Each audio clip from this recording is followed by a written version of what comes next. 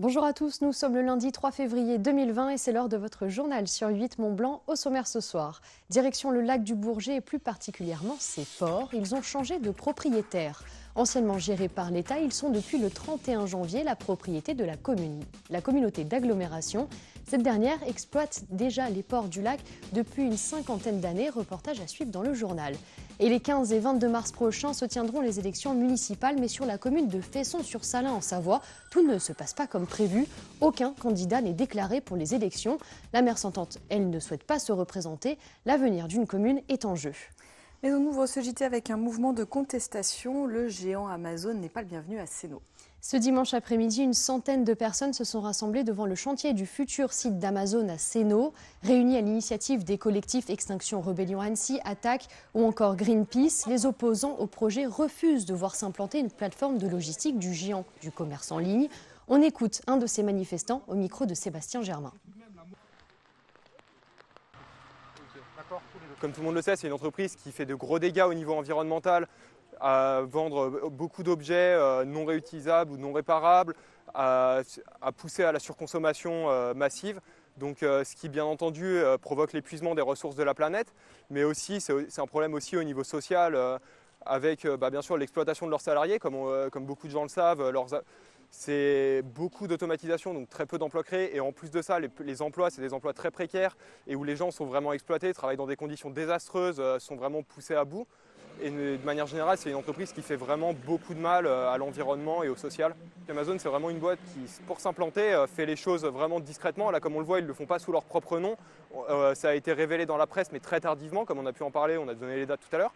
Et donc, oui, c'est vraiment quelque chose de très dérangeant d'avoir une entreprise qui fait ça dans le dos de tout le monde, dans le dos des citoyens, même dans le dos de la mairie, et qui construit des entrepôts comme ça sans demander l'avis de personne au final.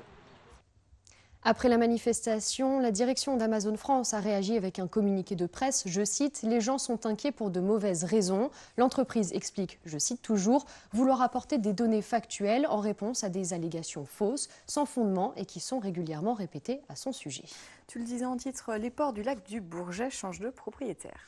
Ils appartenaient jusqu'au 31 janvier à l'État. Depuis le 31 janvier, ce n'est plus le cas. Les ports du lac du Bourget dépendent désormais de la communauté d'agglomération qui les exploite déjà depuis 50 ans. Alors pourquoi ce changement? Les explications d'Emmanuel Jaude.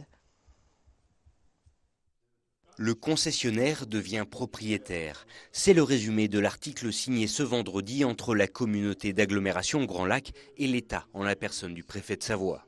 Au cœur de la transaction, les ports d'Aix-les-Bains, du Bourget-du-Lac, de Brison-Saint-Innocent, de Vivier-du-Lac, de Bourdeaux, de Conjus et de Chindrieux. Une signature qui, si elle ne va pas changer le quotidien des riverains et des plaisanciers, permet à Grand Lac de poursuivre sereinement sa gestion lacustre et les investissements qui y sont liés. C'est une forme de confiance et c'est une forme de logique citoyenne, politique, qui évidemment nous convient très bien. Le lac du Bourget, pour nous, c'est l'horizon de tout. C'est le point de convergence d'un très grand nombre de nos politiques, de nos investissements. Donc si vous voulez, pour nous, ça paraît presque naturel aujourd'hui de pouvoir disposer de la propriété de ces ports. Une passation de pouvoir qui s'accompagne d'une stratégie à respecter pour protéger et valoriser ce capital naturel, tout en confortant la sécurité des différents usagers et la cohérence de cette gestion équilibrée. Pour les usagers, c'est une forme de continuité. Et en réalité, je pense que l'usager ne sait pas forcément lui-même à qui il s'adresse à chaque fois. Et l'important pour lui, c'est qu'il y ait une prestation de service qui reste de qualité, ça sera le cas. Et vraiment, je crois qu'il faut se redire aussi, c'est que l'État conserve quand même malgré tout des fonctions régaliennes sur le reste du lac. On a parlé de la qualité de l'eau, on a parlé des nouveaux usages éventuels, on a parlé de la police de la navigation. Des choses qui font que quoi qu'il arrive, on a un canevas global qui reste un canevas de protection d'un écrin qui est magnifique et que vous pouvez voir derrière moi. Un transfert de propriété qui intervient au moment du renouvellement des concessions portuaires.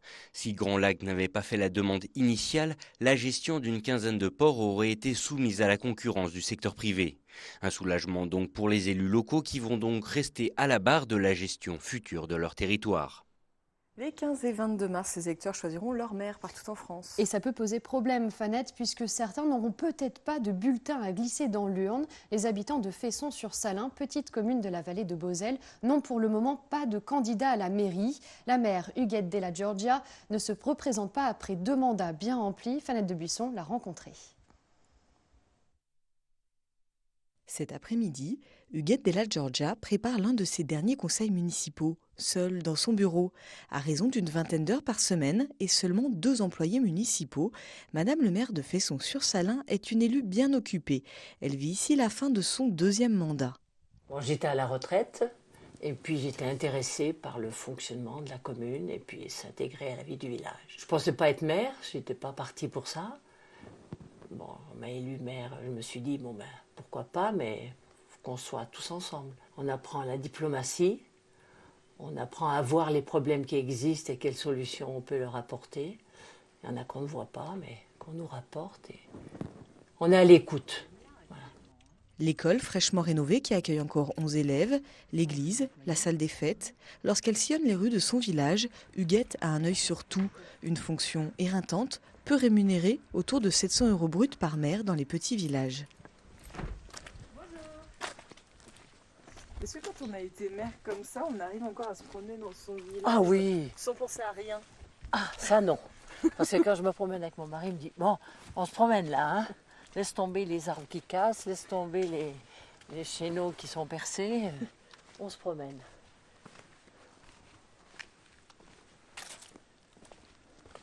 Oui, là, ça, c'est à faire, ça, le mur. Après 12 ans de bons et loyaux services, Madame le maire a décidé de passer la main. Passer la main, mais à qui?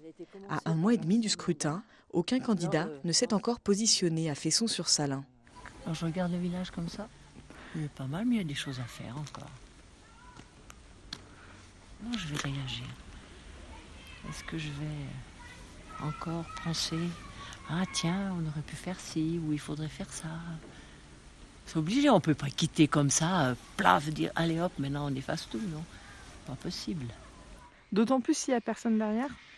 Ben oui, parce que je me dirais, je vais le dire, mais on aurait peut-être pu faire un effort. Mais non, non, non, on n'a pas le droit de dire ça, non. Quand on en a marre, on en a marre. Hein.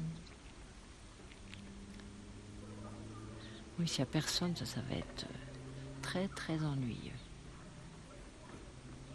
Ou alors, est-ce que c'est notre destinée? On est trop petit, donc on n'arrive pas à tout faire. Un peu d'appréhension donc à laisser ce village qu'il a vu grandir. Huguette Della Giorgia continue de mobiliser les 160 habitants de sa commune. Pour que l'élection municipale soit valide, 8 volontaires doivent se faire connaître. Ils ont jusqu'au 27 février prochain. Et si la mairie de Fesson ne trouvait finalement pas de candidat, que se passerait-il? Rémi Ménassi, directeur de la citoyenneté à la préfecture de Savoie, nous donne quelques éléments de réponse au micro de Sébastien Germain. De façon générale, la préfecture sera amenée à mettre en place une administration provisoire par des personnes désignées par le préfet pour expédier les affaires courantes avant d'organiser une nouvelle élection dans les 3 mois qui suivent la fin du premier scrutin en vue de doter la commune de conseillers municipaux capables d'administrer la commune. C'est un cas très rare et jusqu'à présent et à ma connaissance, il n'y a pas eu de cas particulier recensé dans le département, en tout cas pas de façon massive. Et bien évidemment, l'idée au titre de la démocratie locale est que des candidats se fassent connaître dans chacune des communes du département.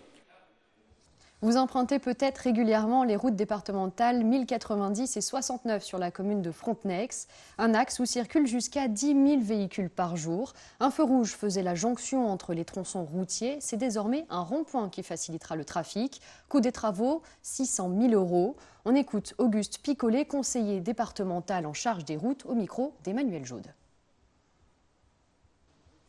C'est un équipement qu'on avait recensé comme un carrefour dangereux. Comme je viens de le rappeler, après les giratoires de Tournon, Grésy, plusieurs aménagements de tourne à gauche sur la 1090, il nous restait ce point noir. Donc nous avons mis en œuvre les crédits, un projet qui a coûté 630 000 €, mais rendu nécessaire par l'augmentation très importante de la circulation, puisqu'on a constaté On constate sur cette 1090 plus de 10 000 véhicules jour dans les deux sens et 5 000 sur les RD 69 avec une augmentation sensible de poids lourds. Donc il devenait urgent de supprimer les feux et de remplacer par ce giratoire. Il reste un chantier mais qui est en cours d'étude, c'est le carrefour du Pont-Royal, où là aussi on constate à certaines heures, notamment le matin, un afflux de circulation. Donc on réfléchit si on devra, dans un court terme, moyen terme, remplacer ces feux par également un giratoire. Sinon, l'ensemble de l'itinéraire, c'est-à-dire Montmélian, Pont-Royal sur la 1006 et Pont-Royal-Albertville, ces sections ont été améliorées et sécurisées. La plus grande épreuve de ski de fond organisée en France n'aura pas lieu cette année. La 42e édition de la Transjurassienne a été annulée, faute de neige. Elle devait se tenir les 8 et 9 février prochains. Et une dernière information avant de se quitter, la Savoie n'est plus en vigilance orange risque avalanche. La Haute-Savoie, elle, est en vigilance jaune route et habitation. Restez prudents lors de vos déplacements et sorties en montagne.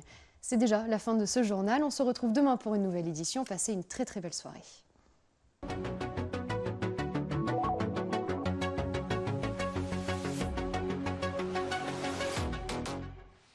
C'est la fin de cette émission. Si vous nous regardez en direct à 19h15, on plonge dans l'ère post-olympique avec le documentaire Sotchi Riviera.